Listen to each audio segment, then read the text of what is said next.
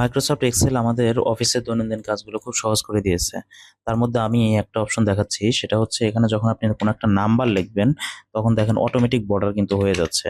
এখানে যতটুকু এরিয়া দিয়ে দিছি আমি, এভাবে কিন্তু প্রত্যেকটা ঘর কিন্তু অটোমেটিক হয়ে যাচ্ছে। আমি যদি 4, 5, 6 এভাবে দিয়ে দিই, এখানে বর্ডার কিন্তু হয়ে যাচ্ছে।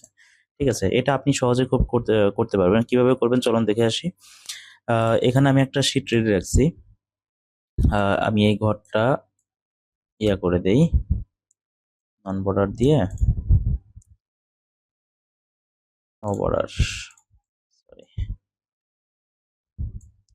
এই বর্ডারটা রাখতেছি। এই বর্ডারটা আপনারা চাইলে রাখতে পারবেন, নাও রাখতে পারবেন, যদি আপনার প্রয়োজন হয় আপনি রেখে দিবেন।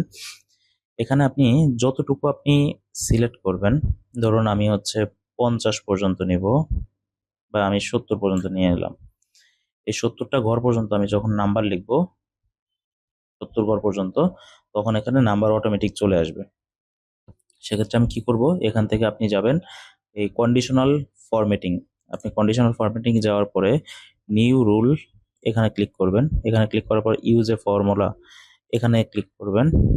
এখানে ক্লিক করার পর এখানে একটা ক্লিক করে জাস্ট হচ্ছে এই এসএলটা আপনি ক্লিক করে দিবেন।